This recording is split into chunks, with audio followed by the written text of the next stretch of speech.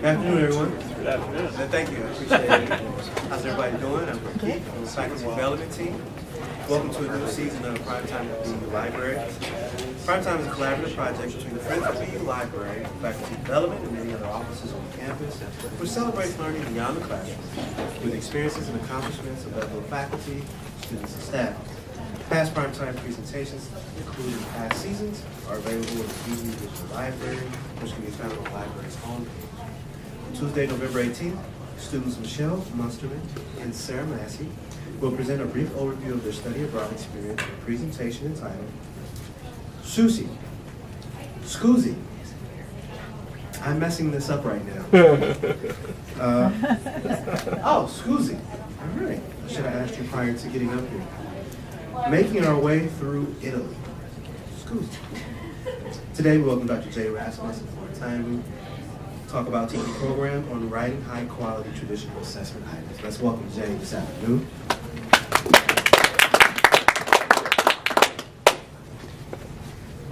I think Keith is calling it timely because pretty soon we'll have final exams coming in. A lot of you are starting to think about it. But thanks for being here. We're trying a little bit of a different time with the prime times, just to see if more people can make it. But I don't know if this is proof of that working or not. It's hard to say the size, but it honestly doesn't matter to me how many people are here. So I think we're going to have a good time together. A lot of times in my presentations, I'll build in real specific points in which I stop and maybe have you talk about what we're doing or have some planned engagement point. I haven't necessarily done it in the times that we have here. So what I'd like you to do is think about the whole time that we're together as a time when I want you to be actively involved. Okay? So I'm not just going to stop and say, now it's your turn to be active, now I'm going to be active, but I'd like the whole thing to really be a discussion. So what I mean by that is if you have some comments that you'd like to interject, I'd like you to do it. If you have questions you want to interject, if you've got situations you want to interject, please do that too.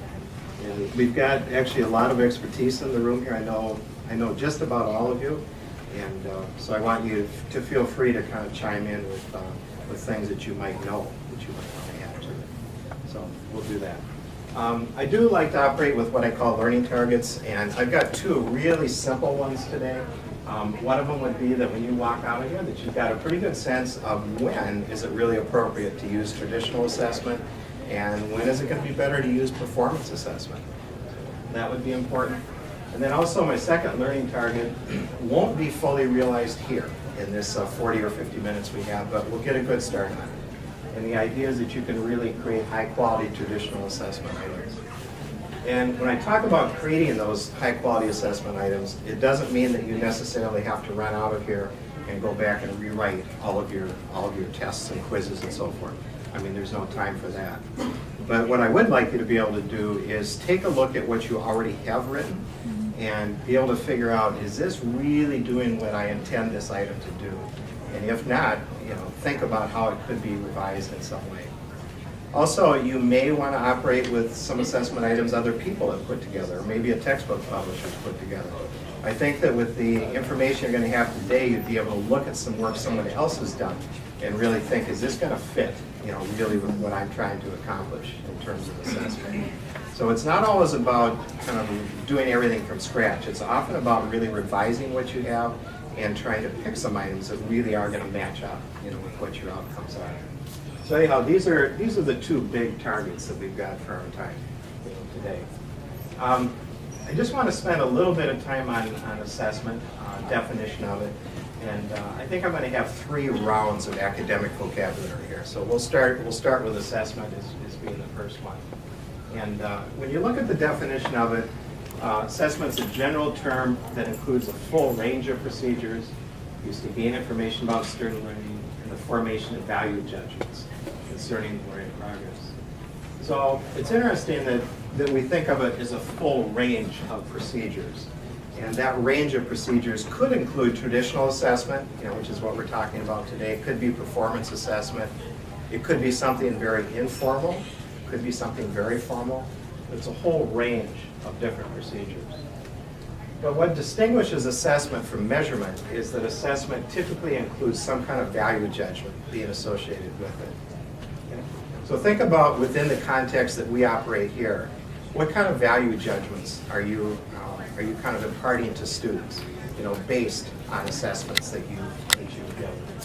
What are some of those value judgments that we're making here? Because we're making.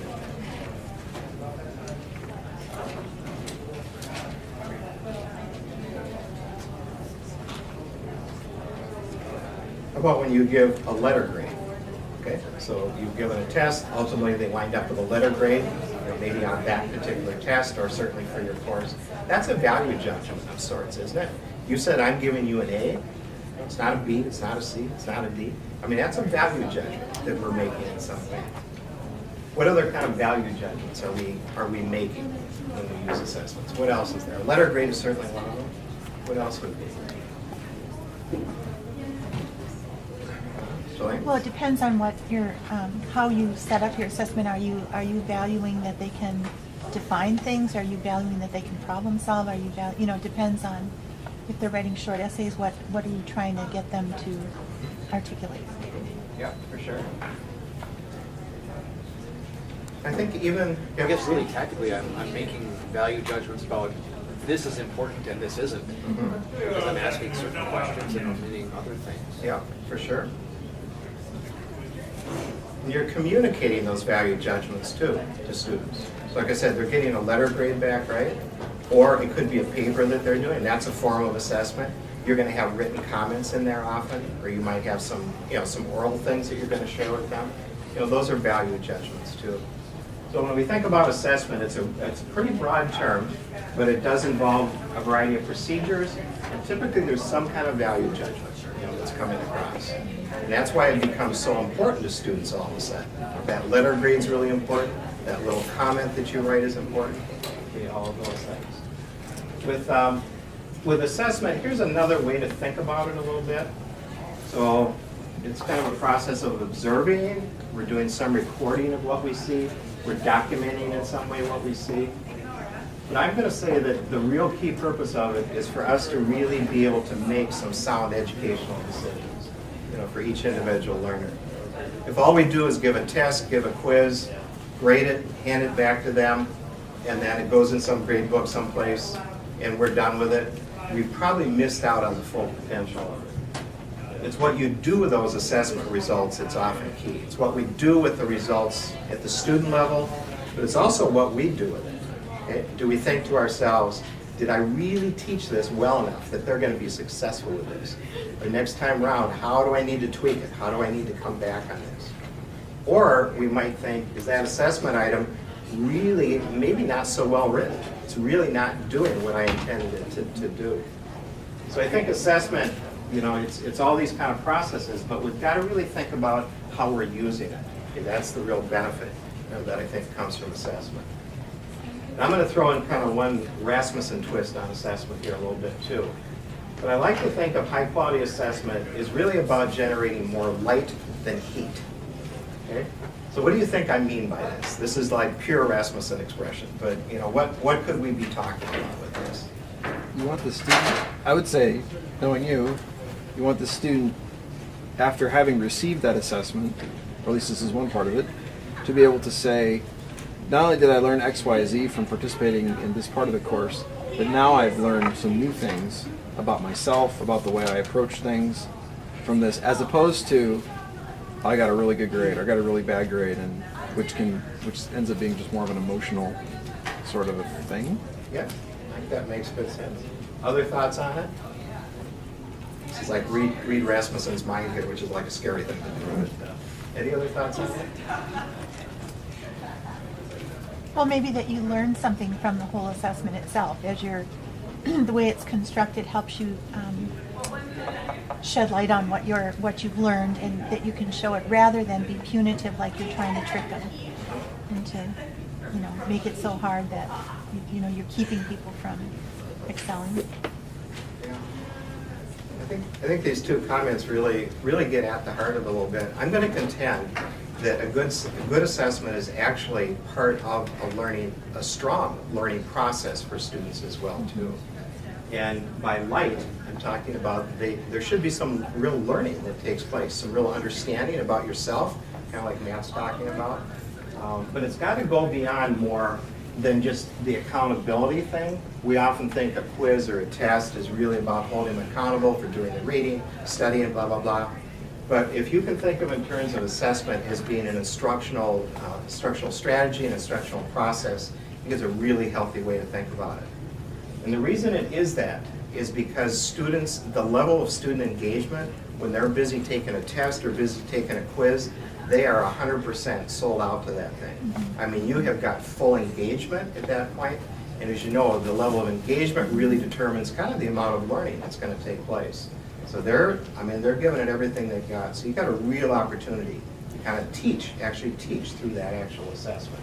So it's pretty cool. It's beyond just a grade, going someplace. It's part of, the learning process. So again, jump in, comments, questions, anything. Just feel free here. All right, so I just want to outline a few what I'm kind of call basic principles. And these hold true whether or not it's traditional assessments or more performance assessment. But let's just take a look at them. Your key thing is really going to be that alignment of assessments, with the objectives that you have for the course. And a good way to think about that, if we look at the second, it'd be the second page that's in your handout. What you're going to find is a listing of Bloom's Taxonomy. And on the left-hand side of it, I'm going to hold it this way. On the left-hand side of it, you've got the various categories in Bloom's Taxonomy, going all the way from the lowest level, knowledge level, all the way up to the evaluation level. And oftentimes, when we write instructional objectives, it helps to start with verbs. I love to use this right-hand column when I'm building out my objectives. And you can start with verbs in the knowledge level, verbs like defines or describes or identifies and so forth. And then you've got verbs that take you all the way up to the evaluation level. So starting with objectives like appraises and compares and concludes and definitely higher level thinking. So what we have found is that really high quality assessment, doesn't matter if it's traditional or performance, is really about aligning that assessment with the actual verb that you're using, for your outcome. So if I have a verb, something like defines, if I have an assessment item that requires them to define something, it's probably going to be a good form of assessment. So it's fairly simple, but often people aren't terribly aware of it.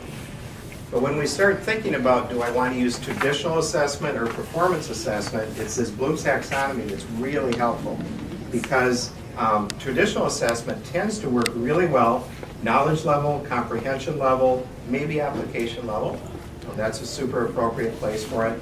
And then once we start taking them higher, then all of a sudden that multiple choice item may not work, for some of the things that are higher on Bloom's Taxonomy. But anyhow, this is just a really key principle. Then we've certainly got to think about issues of validity, reliability, usability, and bias. And we're going to come back on all of these in just a second here too. Also important to really consider using formative and summative assessment.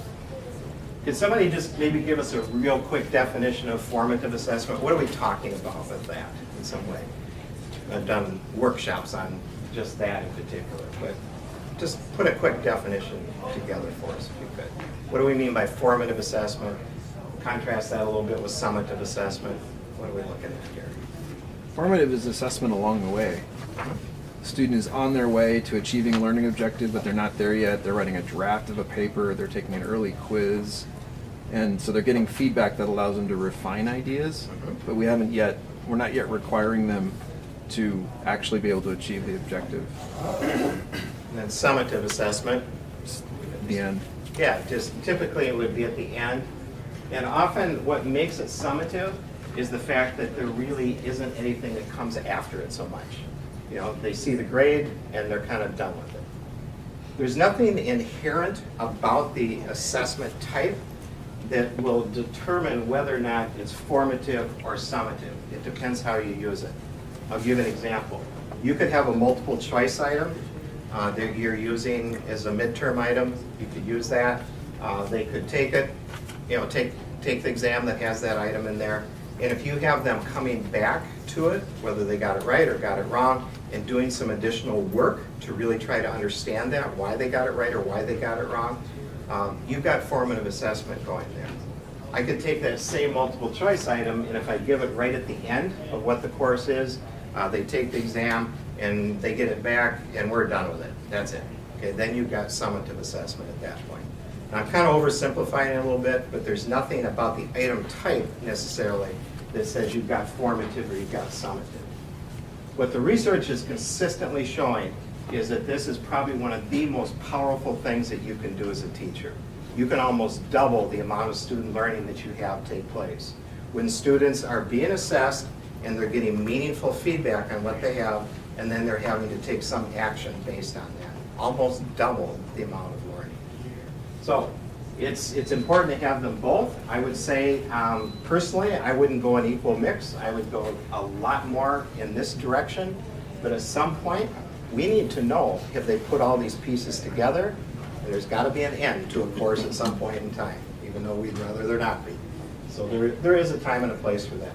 Also, for certification purposes, this is often what you're looking at too. Yep. Jay, is using the adaptive mode in the quizzes in Moodle, would you consider that to be formative, where they get 2 or 3 chances before, you know, the first time through it's 2 points, then it's 1 point, then it's half point? Yeah. Because that's a really easy way to move from summative to formative without a lot of work. Exactly. Yep. To me, it's a classic case. I think the key thing to think about is does the student have some way to learn from that experience and to improve on what their understanding is? Yep. So it's powerful stuff. But it all has to do with us and what kind of feedback we're willing to give, what kind of chances we're willing to give them, you know, to kind of show what they know at this point. Also, providing some formal and informal assessments. Oftentimes, we think good assessment is really about true-false matching items, something that looks really official. Some of the most powerful assessment you can give is going to be the informal stuff. It could be a little comment that you're making to a student in a lab when they're working on a thing. Or maybe a student hands you something, you've looked at it. It can often be little comments that you're making here or there that can be real powerful. Making it a regular practice. The big reason for this one is it really helps a lot with anxiety issues.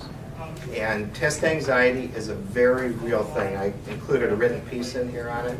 And you've got more students than you would realize that experience test anxiety. The worst scenario for them is to have a midterm that is a high percentage of their grade and a final that's a high percentage of their grade, and it just whacks them out. And some of those students, there's physiological and psychological things that happen. Some of those students will be to the point where they cannot even think rationally. And those are the students that you're not getting an accurate view of.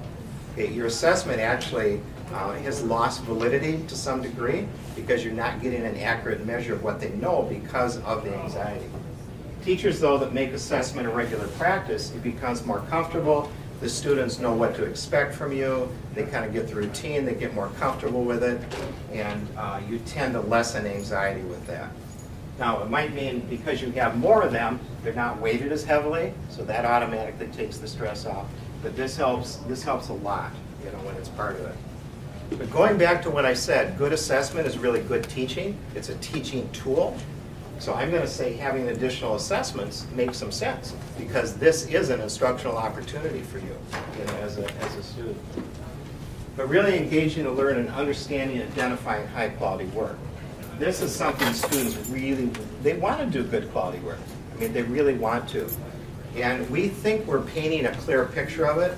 Like we write assignments that are like 5 pages long, and we think the more I write here, the more clear it's going to become. Often it's the opposite that happens. But there's so much power in them seeing exemplars, you know, things that are really, really well done. They learn by looking at things, not just reading things. The thing I will suggest on this one is when you use exemplars, they tend to copy what's there because they like it. They know the teacher gave this an A, the teacher's holding this one up, and they want to do the same thing. So my suggestion on exemplars, and it's what I do, is I'll try to have 3 exemplars of any one thing, you know, that I'm showing to them.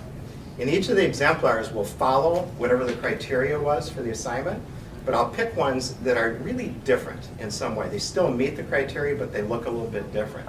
And I'll point out, these are 3 really high quality pieces of work, but you'll notice they're different in some way. Okay, this one's different from this, from this, from this, but I wanted to see that it doesn't, not everything has to be done in the same way. Otherwise, they'll just copy what's there. But this is extremely helpful because you're setting the bar for what it is that they're really going after. If you've got real concrete learners, they will appreciate that so much. This is the kind of thing you can put on Moodle. What I'll even do sometimes is put an exemplar up there, and then I'll use a Jing sometimes, or I'll insert comments in a Word document, and I will point out certain aspects of a paper or an assignment that are particularly well done. So it's like they're looking at it and they're reading what my comments are, about it. So I'm trying to highlight in particular the areas that they most often struggle. Okay, and that's worked really well. Triangulating assessment data. So what are we talking about with this one? What are we referring to here? Well, you're not going to allow one assessment or just one data point to determine your assessment of whether or not the student actually accomplished this. So my son has this issue. He tends to do really well on certain kinds of assessments and not so well on others. Exactly. Even though he knows, in both cases, the core information for them. Yep. So I think Matt's right on track. Ideally, have kind of three pieces of evidence you can look at to see how well somebody has really kind of mastered something. That's what they mean by triangulation. But every assessment you have is going to have some error of measurement in it, and it will be a greater or lesser degree. And if you've got several assessments that you can look at, you're really lessening the amount of error that you're going to have through that process. This one, the timely, effective, descriptive feedback, this is formative assessment, right? This is what takes our time, okay? But this is what makes the biggest difference for students, doing this particular thing. I'm teaching a fair amount online right now. In fact, I've got a course going on now. And I love teaching online once the course is built, okay? Building the course is another deal. So it's a measurement assessment class I'm teaching. I had probably 150 hours into building the course. It's all built now, and I'm teaching it, so I don't have to think about what comes next Tuesday or next Wednesday or whatever. It's all in the course. All of my time, virtually all of my time now is going into giving feedback. And I'm seeing better results from my online course than I ever saw face-to-face. And it's simply because I could put all of my time into this. And the students are appreciating it, and they're doing something with it. They're really learning from it. So it's kind of a cool aspect of online teaching. And then use learner assessment to inform future instructional decisions. All right, so what do we mean by that? What could be those decisions? So you're looking at the student information, you've gotten it back. It could be a performance assessment, traditional assessment. So what decisions, are you being, how are you being helped, through that? On the basis of that, what might you do or not do? You guys got to talk a little more. These aren't super hard questions, I know. You might identify a particular type of question or probe to put on an exam, or you might decide I need a quiz because they just aren't getting this, and we need to have another assessment about it. Or I've had giving a quiz and I can see everybody's really frazzled by it, and so I say, turn over your quiz, I want to talk to you, and we talk through it, and I say, okay, you have 60 seconds, talk. Get the information from classmates, discuss, and boy, that's the best discussion you ever have. They're engaged, right? They're very engaged. They're very engaged with it. So you might adapt on the fly. Yeah. And there are times that you'll see that they really are getting something. And you might have been burning a lot of time on something that they really had a pretty good grasp of too, and you can move on to something that's going to be a little more difficult for them too. Yeah. But it also helps you see, remember the individual thing? It also helps you see who's getting it, who's not getting it. Yeah. Okay? Are you going to act on that? Is it okay that some of them just don't get it? Are you going to do something about it, in some way? So it's this is the key thing. We've lost the power of assessment when we grab this thing and throw it on a shelf somewhere. It's what we do with the assessments, that's really going to be the key thing. Okay, so round 2, academic vocabulary. So we need to be thinking about the validity of our assessments, right? And you've probably heard people say, oh, it's valid or it's not valid. You know, it's probably not a fair way to talk about validity because typically validity is on a continuum. Something is of greater validity or lesser validity. You know, it's not kind of an either-or proposition. But what we're talking about with validity is kind of the appropriateness of the interpretation and how you're using the results. And I'm going to come back on validity in just a second here. Reliability. So we want assessments that are consistent. And we also need assessments that are usable. And when we think about usability, we think about how practical is it. And practical in two senses, like, is it practical for you in terms of how much time it's going to take to do this? And you need to think practicality in terms of expense too. So if you're thinking a whole department or whatever, you know, if we give this assessment to everybody, how much is it going to cost, that type of thing. But the big thing you've got to think about is, you know, can I really handle this, you know, in terms of time? It's easy to create these elaborate, complex, complicated assessments, and then you know what? You can't follow through on your end of it. It's just eating you alive in terms of grading it or giving feedback, that kind of thing. So we've got to think, how usable is it going to be? Right. With validity, a real key, these are different considerations. A real key is content validity. So how well are you sampling whatever was in that body of knowledge that you're really hoping to sample? And oftentimes what happens is when we give a test or a quiz, we most often remember what was recently taught. And often we'll have a disproportionate number of items that are based on what was recently taught. So if you've got a test that's covering, say, 4 weeks of material, really easy to remember what you did the last week. You know, really easy to remember week 3. But often we don't adequately sample what happened really early, you know, in that period of time. So sampling is what we're talking about, content validity. Then your assessment also needs to have what's called construct validity. So whatever it is you're teaching, you can think of, you know, as a construct. And I'll just give an example. For me, I'm a teacher educator, so one of the things I teach is lesson design. So within lesson design, within that larger construct, it's important that you know how to introduce a lesson, how to develop it, how to get them practicing, you know, what kind of independent practice you're going to have, what kind of closure you're going to have. That's the construct of what a lesson is. So if I'm going to have a construct valid test, I need to adequately sample everything I taught, but I also need to be sure that I'm teaching everything that needed to be taught. I taught that whole construct.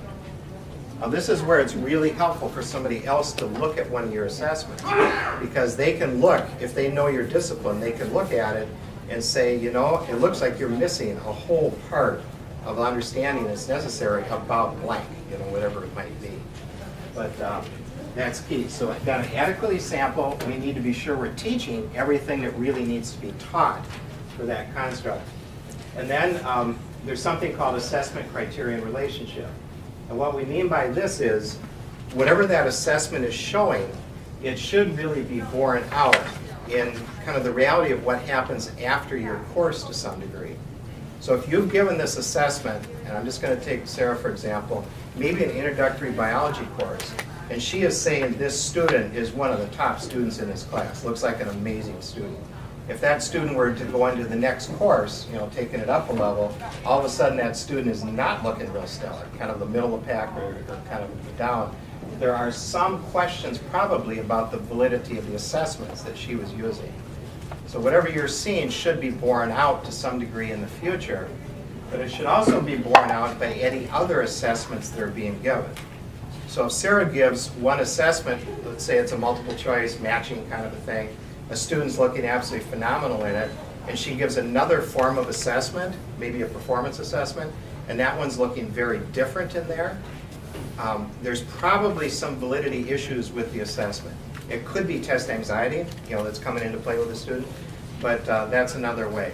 So with this one, we always think, are your results kind of being proven in the future? And when you give other assessments, are you seeing kind of a similar picture?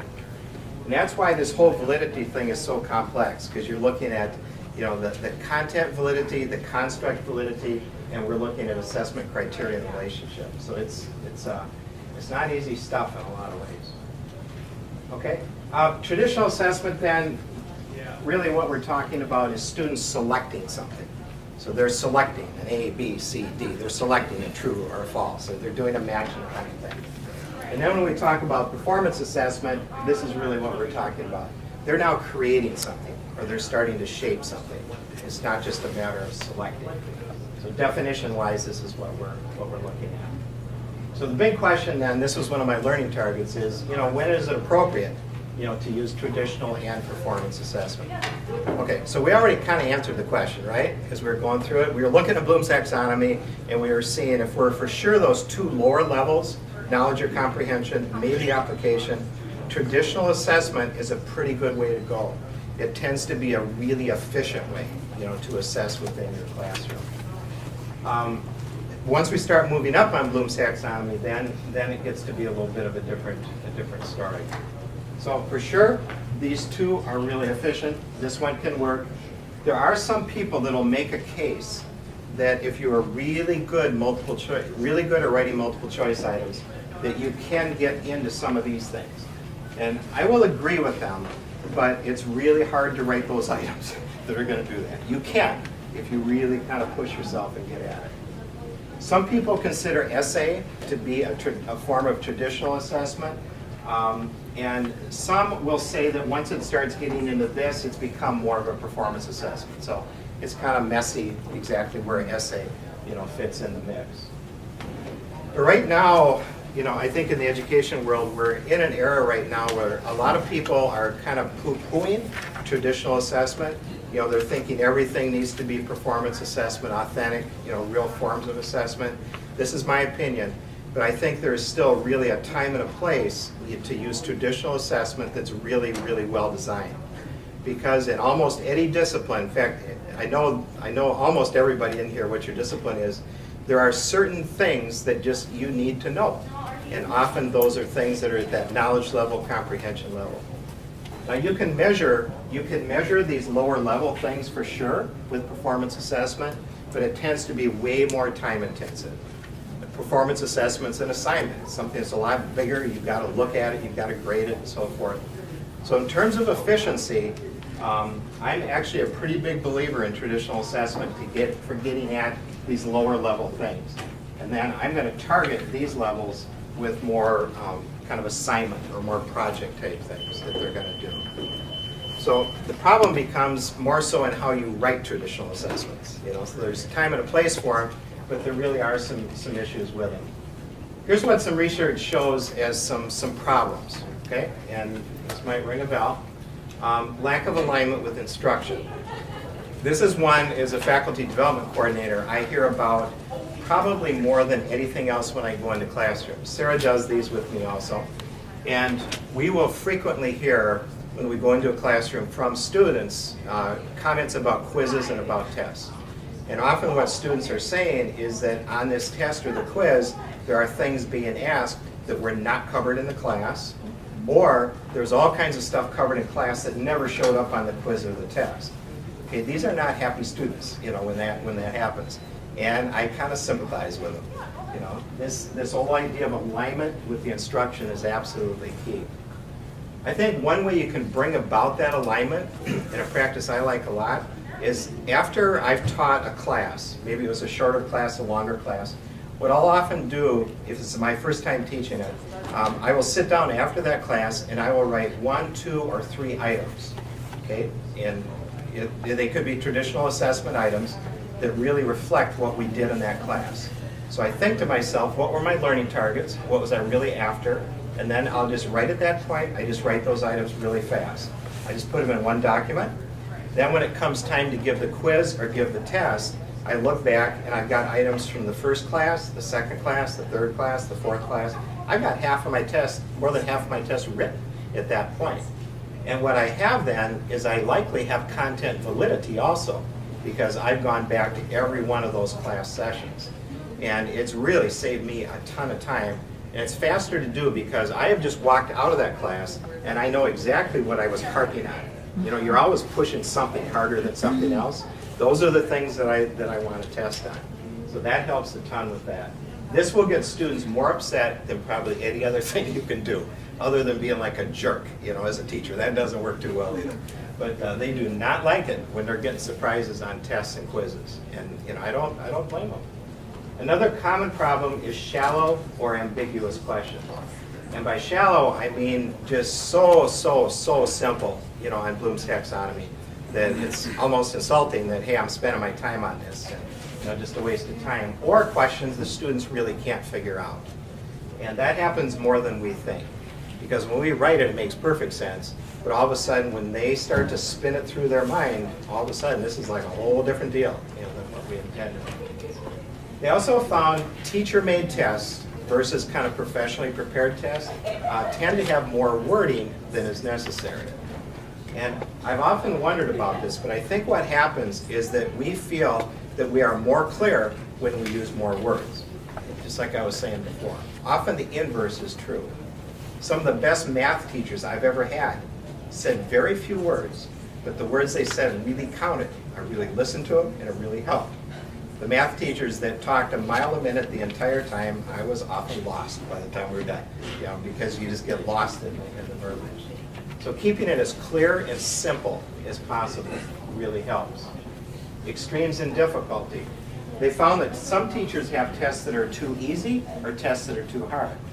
If the test is too easy, what's the result for students? How do they respond? They know it's going to be an easy test. They don't study. If they know it's going to be a super hard test, a real killer, I just gave one that almost fit this category. Not quite, but I took it to the limit. How do they respond to those? Anxiety. Yeah, stress, or it's like hopeless. Yeah, I know I'm going to fail this thing. Why waste all the time studying for it? So the trick is to find that middle ground. Really trying to find that. They also found, obviously a lot of bias in tests. And that bias, these are just some examples, but it can be socioeconomic. And you can find this at Bethel. I mean, not all our kids, come here from backgrounds that are really privileged financially. Cultural differences, gender bias can be in there. This is getting to be more and more of an issue simply because we've got a much more diverse population, coming to us. And hopefully we'll continue to have that population, coming. Wrong item format. So what I mean by this is, you have item formats. Item formats could be true, false, matching, multiple choice. Each of those is an item format. Every one of those is good at a certain thing. Like matching is really good. It kind of names, dates, terms, maybe a few other things. After that, it's not good for a bunch of anything. Multiple choice is pretty good at getting certain kind of things. True, false is pretty good at getting certain things. And what they found is that often teachers were picking the wrong item format to measure what they were hoping to measure. In your packet, and we'll look at this later, you're going to see a description of each item type, and we'll talk about what are the advantages of this type, what are the disadvantages of it, what are some guidelines. You'll see samples of kind of how to write them. But this is really critical. When I write items, I'll just give you kind of a quick tip here. When I write items, I will often start off writing my multiple choice. And if I have multiple choice that is not working, I just can't get them to work, I often will change that into a true false. And that works out pretty well. Professional writers call it a salvage pool. So it's kind of my salvage pool. I'll start off a lot of multiple choice. I just can't make it work. Often that then will become a true false. So I kind of start multiple choice and go over to true false with it. Inadequate planning. So have we all been there? This is like the night before you're going to give the test. You don't have it written, 9 o'clock at night. I can pretty much guarantee that you're going to have some issues with that test. You are. If you go back to what I was talking about earlier, the idea of doing some writing along the road and not waiting till 9 o'clock at night, you're more likely to have a test that's going to have a higher validity. And then issues of validity and reliability. And this would be the content validity, the construct validity, the assessment criterion considerations, all of those. Now, one would think, all right, so you got all these issues with teacher-made tests. So the pros must be like really great. So all these tests that you get coming with your instructor manual, what most people don't realize is that many of those items were written by graduate assistants. Okay? They were written by graduate assistants, and some of them had professional training, and some of them didn't. They're just like writing those items all of a sudden. And I'm sure you've seen this, but actually wrong answers, you know, in items that were written, and just really poorly worded items. So what I want you to be is really a savvy consumer. Okay? It's not just about what you write for yourself, but it's also about being able to look at something else that's written and think, is this a well-written item? Is this something I can use in some way? Right? So the pros don't have a corner on the market. To be a really, really good item writer is a very difficult thing.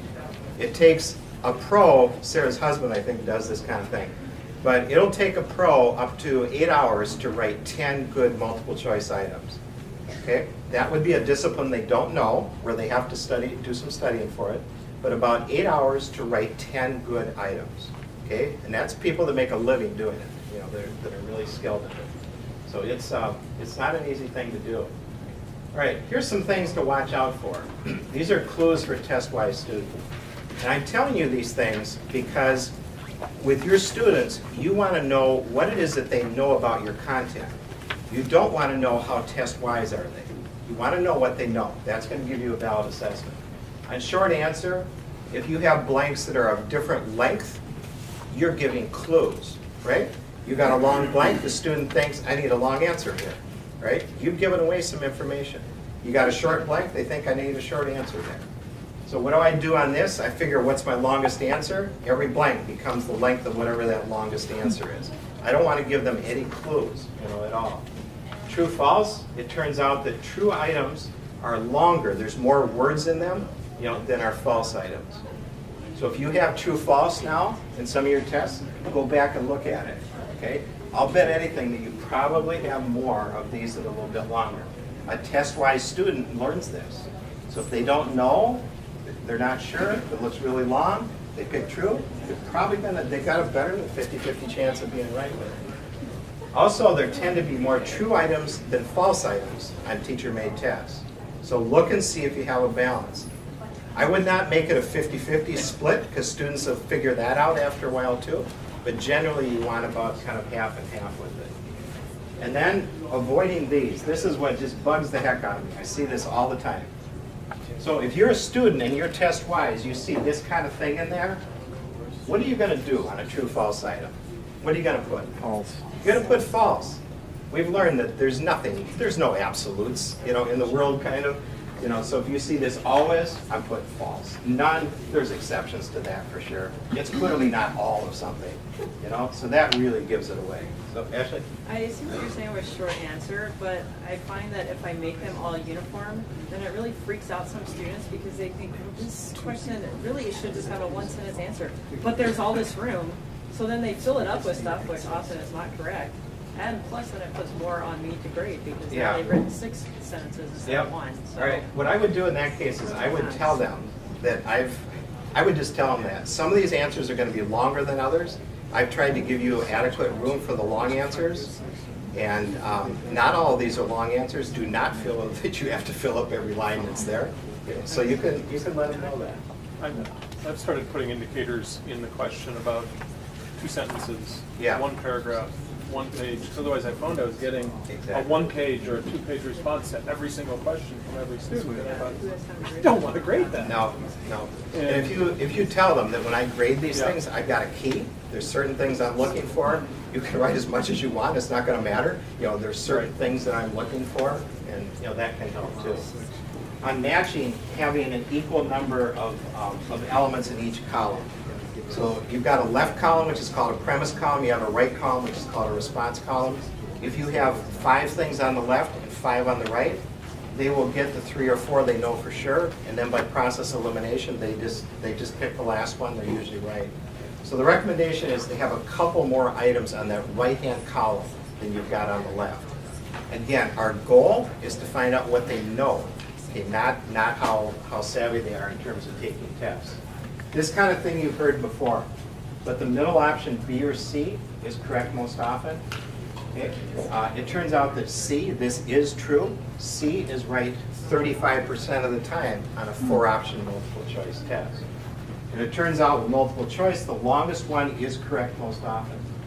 So if I know nothing about the item, and if I see C is the longest one, I'll bet you my odds are probably 50-50. that I'm going to get this thing right. So, yep, I Sarah? might toss in something about multiple choice items. There's been a lot of research looking at, does it matter if you have 4 choices or 3? And actually 3 is better than 4 in terms of discrimination for students. So Okay. if you're struggling to come up with that 4th option, just use 3. Interesting. Because I'm going to say something a little different here, but I know you know what you're talking about.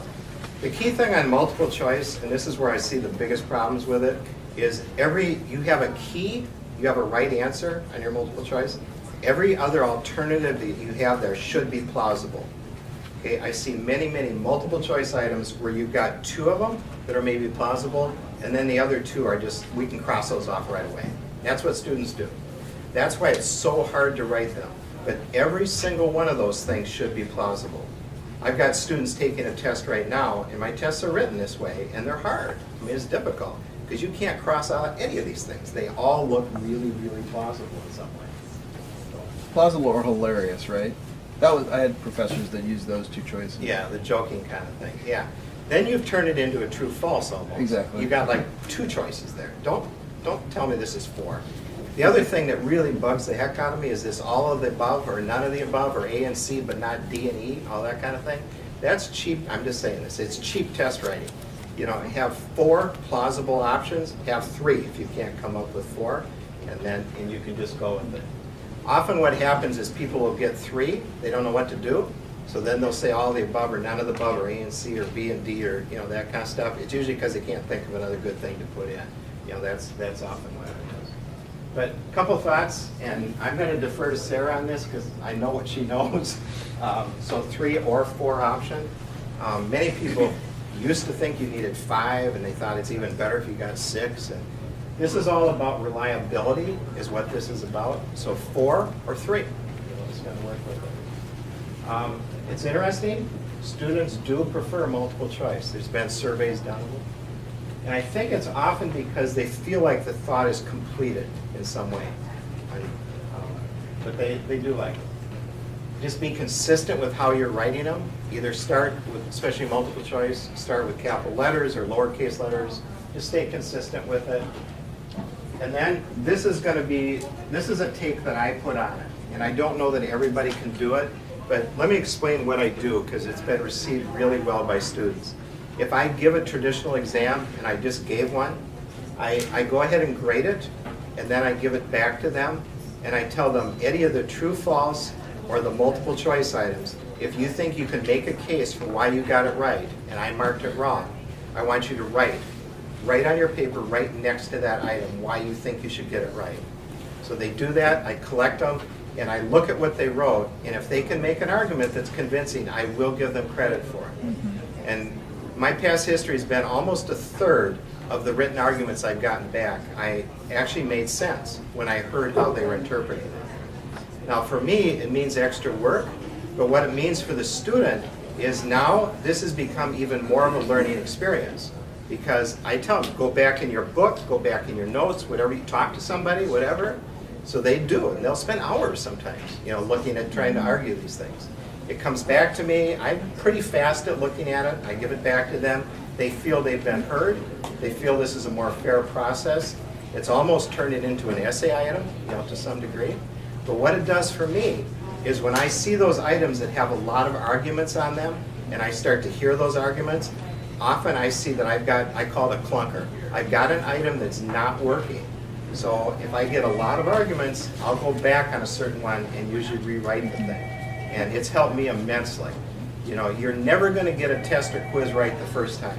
You've got to always come back on it. This is item analysis that we're talking about here. It's kind of breaking it down item by item.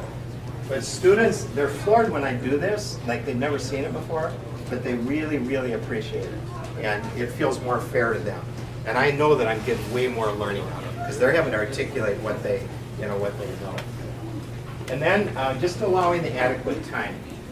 Okay, this is what the recommendations are. About 75 seconds. This figure is actually true of kids and adults. It's kind of interesting. Same number, about 50 seconds on true false. So if you have a 50-minute class period, think about how many items is really appropriate for that amount of time. Okay, if you have too many items for that amount of time, your validity of that instrument's being affected. And now, instead of measuring what it is they know, you're measuring like how fast can they learn. Now, there are times that might be appropriate, but that's often not what's intended. Yep. Okay, so we're getting pretty close to wrapping up here. So I like to think these are your tools, right? This is what you've got to work with. You got true false items, you got matching, you got multiple choice, essay short answer. This is what you've got to work with.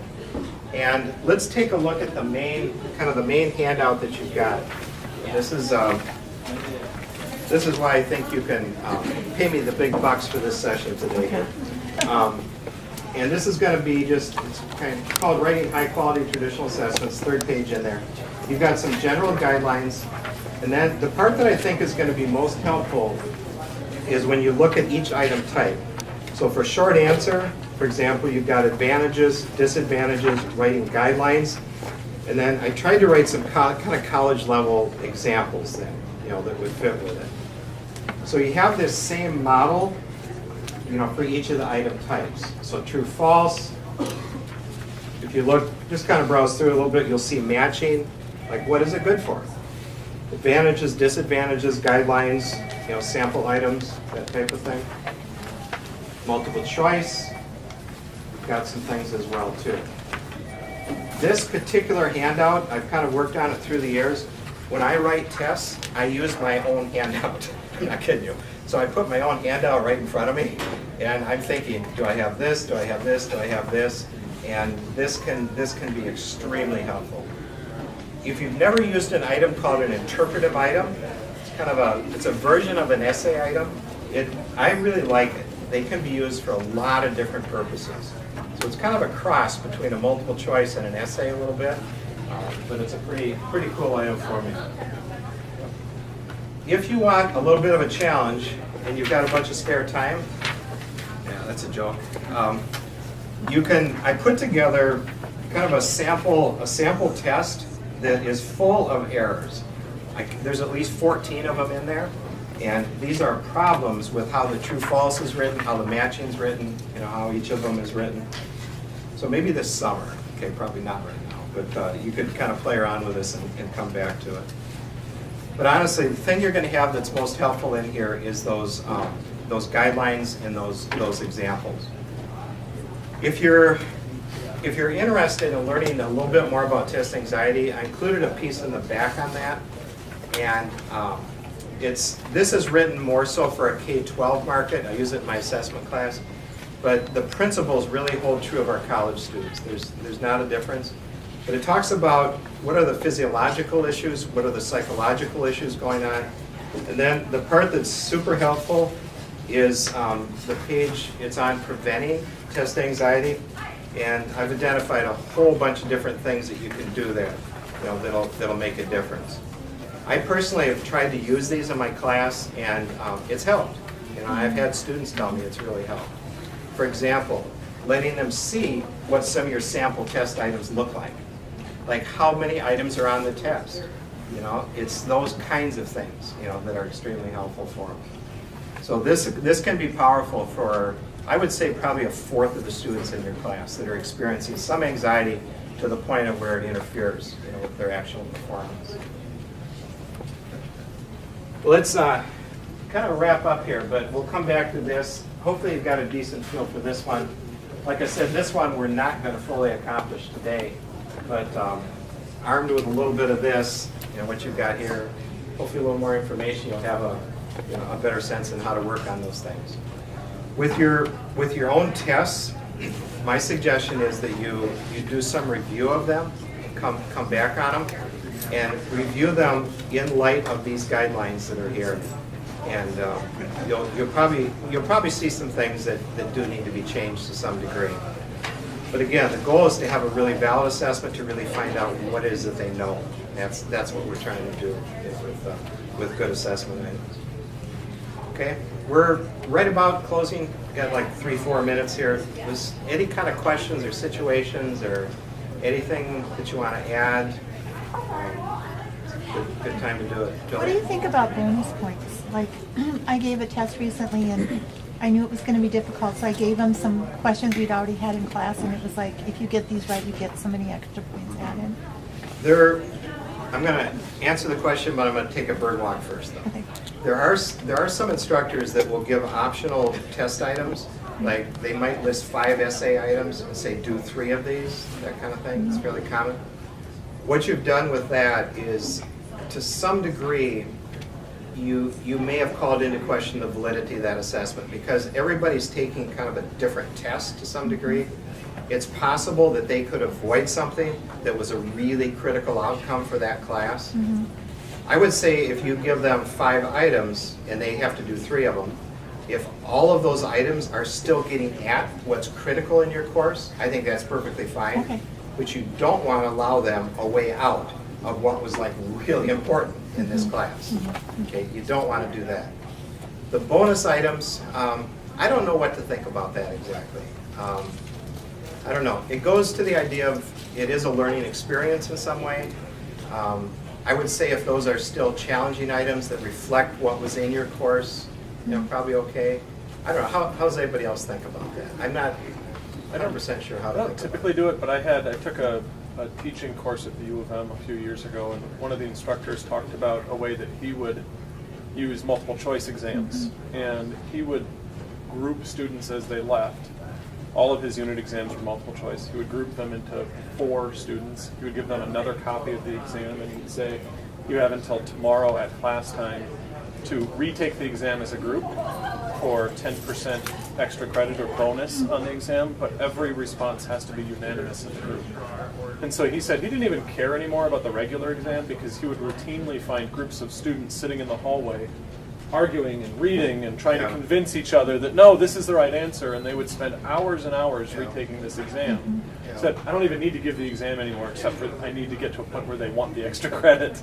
And so in that sense, I've toyed with doing something similar to that, where I think now I could take a traditional assessment and make it really formative, while still getting some of the summative aspect of it. I've done a similar thing too. I've put together tests where part of it are going to be small group, and then part of it's going to be individual. And so much learning comes out of that small group time. I mean, a ton of learning, because they are as engaged as you're ever going to get them, during that. But I still want some individual accountability too, so there's going to be a part they're going to do on their own. So I personally like the practice you're talking about, because it's turned it into a learning experience for sure. But ultimately, I kind of want to know where everybody's at on it too. So, we've done that in nursing, but with a little bit more control. They'll take the test, and then we'll have them randomly organized into groups, and they have about the same amount of time to do it together as they did individually, but we don't automatically go up 10% or something. It's just if they as a group get whatever we set, like 90% or better, then we'll add like 2 points to their score. So if they only got 70%, well, now they might just get 2 more points. So they don't all go way up, but it helps the learning, helps them. It's amazing what they'll do sometimes it's with huge. 2 points or It's whatever. huge. So I like it. I think it's solid practice. Okay, other questions or I did situations? have I had a quick one on, what do you think about having students being able to look at their tests after they have tested to see how they were reading the questions, and so they can learn about their own testing I'm really glad you brought that up. So again, we're going back to the basic premise that a good assessment is an instructional tool. If there are, I've heard of instructors, I probably know them and I don't know them for sure, but that just give a test back and the student sees that they got X number right, 19 out of 23, and that they got this percentage, maybe they got this grade. There literally have been students that don't know which items they got right, which items they got wrong. They have no idea why they got them right, why they got them wrong. At that point, this is what I was talking about here, we have totally missed the purpose of that assessment. I mean, it's meant to be a learning experience for students. So this is my opinion, but I think students have invested a lot in taking a test. They've studied for it, they've given it their best shot. To me, it seems like they have the right to really learn from that experience. So I understand not wanting tests to go out and float around the school, because to rewrite a test every time is super hard. But at minimum, I would say they need to get the test back. They need to be able to look at it and see which items I got right, which ones I got wrong. And I do think they have a right maybe to hear why something's right or wrong. For you as a teacher, you can't take a lot of time in class to go through every right and wrong one that's there. Because if the student got it right, they could care less about your explanation about if they got it right to begin with. But I do think that it's time well spent if you look and figure out what are the most commonly missed items that are there, maybe 4, 5, 6 of them, and spend maybe 5, 6, 7 minutes at the start of class saying, we nailed it on this one. Start positive. We really got this concept. We got this.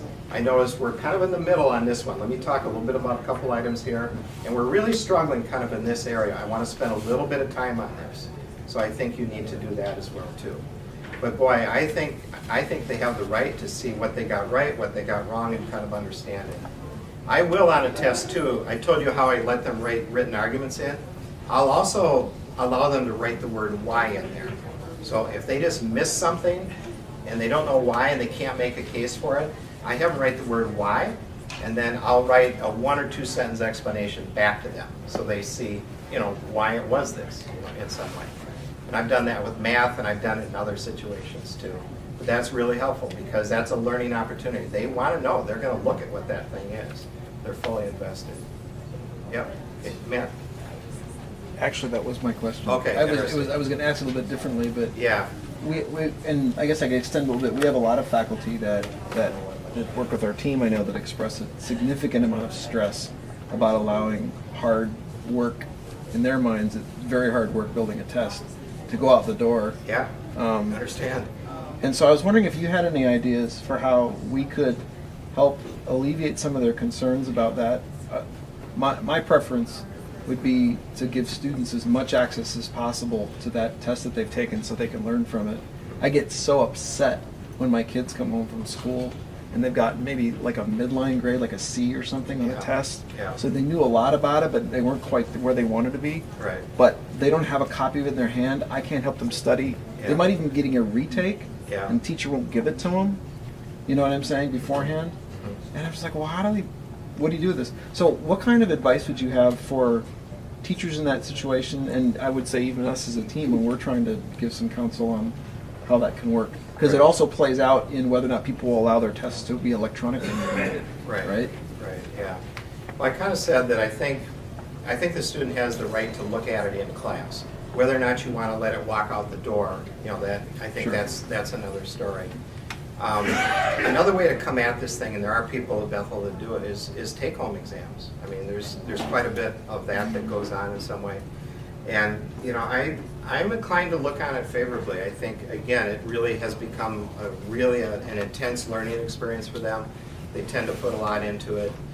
I think if what you're assessing is, if in real life you would have access to a whole variety of materials to solve whatever this situation is or whatever this problem is, I think a take-home final is fine. Because in real life, most of what we do, we use all the resources that are available to us, to answer something. So if you're trying to assess something that normally students would have full access to materials in real life, then I think a take-home makes sense. If there are some things that they just immediately need to know, I'm just thinking nursing, for example, there are times that you have to make immediate decisions and you've got to know something. You can't run off to a book all the time and look it up. So there could be some things that, that maybe it wouldn't make sense, to have all kinds of time, to work on it. You run into issues then of kind of partner work and group work and some of those kind of things, so I think you got to think it through. But I think there can be some real value, in some take-home things. I know it relieves the test anxiety an awful lot for students, and they make it, it can be a phenomenal experience for them. A true learning experience in some way. Yeah, and in your situation, Matt, with your kids, like, they're frustrated because they don't know what they need to do, and you don't know how to help them, and that kind of thing. Mm-hmm. So, I don't know. I guess I don't have. I tend to write emails to teachers when that sort of thing happens. Yeah. I encourage them to do it too. Obviously, they need to be show Yeah. some self-efficacy in that. But Yeah. so that's kind of a conundrum that we're Yeah. both dealing with here at Bethel, although I'm trying to deal with in my own house. And I think, you touched on the self-efficacy part. I think it's important, and we can send this message to students too, that if you got something wrong, you don't understand why you got it wrong, I really want to help you with that. Okay, I'm here. I know maybe it takes some, you got to be a little bold to come up. I know you're not challenging me on this, but I want you to understand it too. So I would say, trying to talk to your son or daughter about how they approach the teacher, approach saying, I really want to understand this. I really want to learn this. Can you help me understand? Give them some language to use, in some way. And most teachers are going to respond well to that. You have some students say, I really want to learn this. You're going to help them.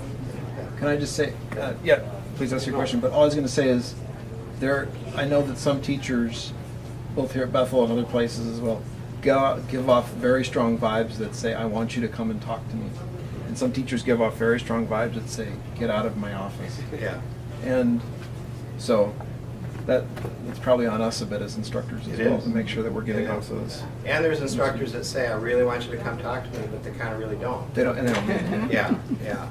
It looks that way, but it's not really that way. Do you have any thoughts on the use of more of the knowledge questions in quizzes, and then would you keep them the same in a test or change them, or are you taking, what kind of strategies do you use to have some the same, some not the same? Yeah.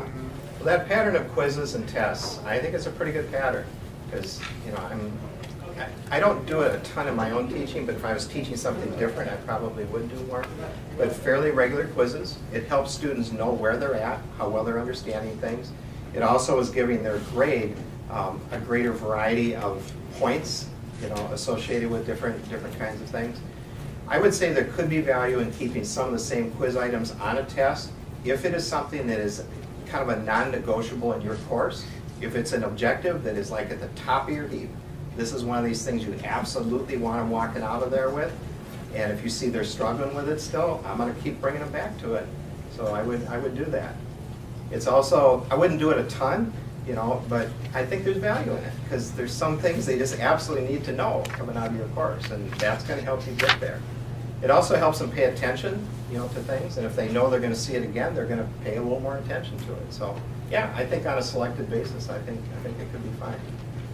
It's just an opinion, but okay. Other comments, questions? This has turned into a good little discussion. Yep. Thank you so much, and do hold on to that handout with those guidelines especially. I think it's extremely helpful. Read through them.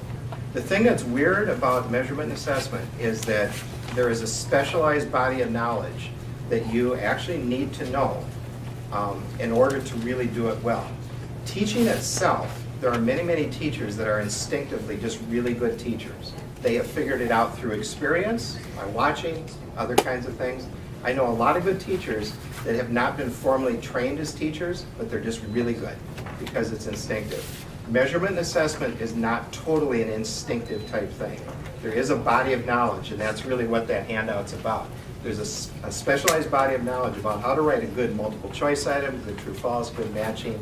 It's not just like wing it, and hope to get it right. It is a pretty particular discipline, in some ways. But thanks a lot for coming, and always let me know if you have questions. Come see me. I really need it. So if you have questions. Oh, yeah.